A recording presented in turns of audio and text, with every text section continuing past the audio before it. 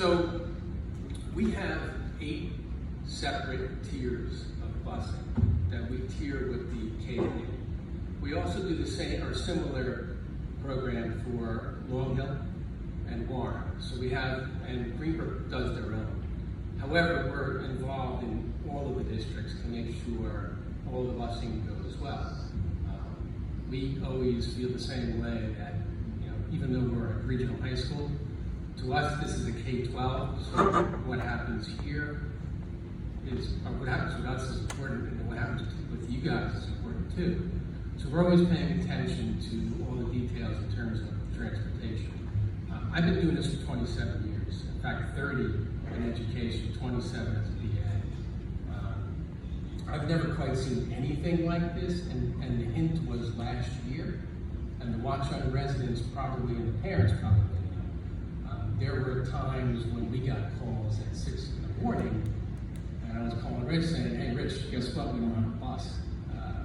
So he had to contact your parents, likewise I had to contact our parents. So this is what's been happening with all of the districts, all of the towns. What's happening is there's not enough bus drivers. That's really been the issue. And it was bad before the pandemic hit. After the pandemic hit, it's been hard. And what we did this year, just to give a timeline, because I know folks have been saying, which have been worried about when we started. So we start the transmission process back in April and May. So what we do in April is we try, if we have good contracts with contractors, which we do, I thought we did, we try to renew those contracts. The first thing you gotta wait for is the renewal rate from Trent. It came back at 1.9%. Well, that was a problem. That's nowhere near what inflation is, as you all know. It's in the 8.5 to 9% range, but they go 2 years back for transportation, which I don't know why they do that. It's one thing I complained to DOE about. Really? I mean, you know what's going to happen. We're going to have a hard time renewing these contracts. Anyway, so when we went through the contract process and we were unable to renew all of our contracts, I kind of thought we would at least get this one. I was actually surprised, but they did pull out, and I actually gave them an ultimatum in early May saying, look, if you're not going to renew, you got to tell us now so I get out the bid. They did, so we went out to bid. So we prepped the bid specs and we went out in June. We got 2 bids, 2 routes back. At the time, Rich and I reviewed them. We said, oh, we need 8. So we rejected it, looking for 48. Went right back out, got the bids back in July, had nobody. So the NJ law allows you to then negotiate after you've gone through the bid process twice unsuccessfully. So that's what we've been doing since. Some of those negotiations started out okay, so I kind of thought we were in better shape. I was talking to Rich about it, but then some of those conversations broke down, and we realized, okay, we got to notify parents now because we may have a problem. I am happy to report that we've done some negotiations. We're about halfway there. So out of the 8 tiered routes, we have 4 that we believe are going to be covered.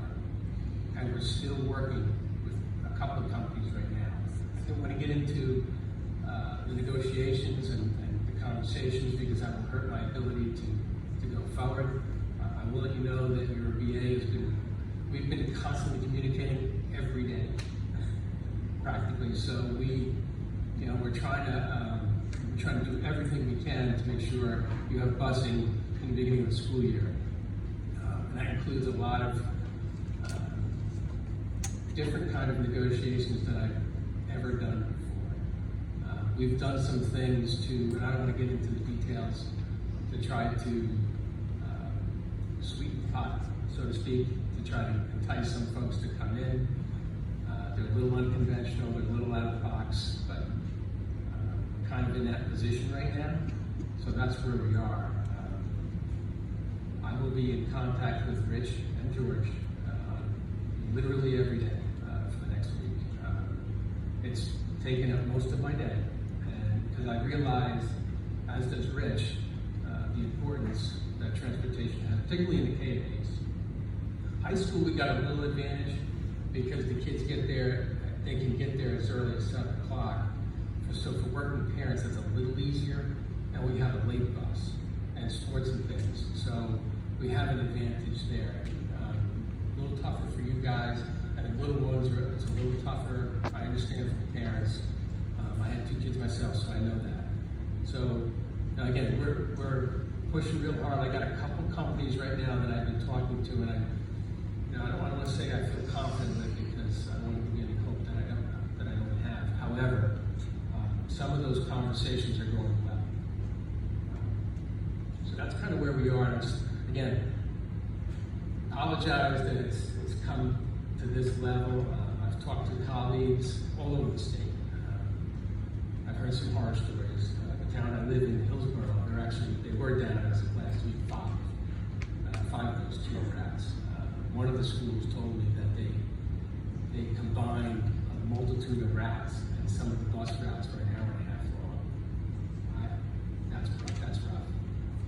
But again, it's not a money issue.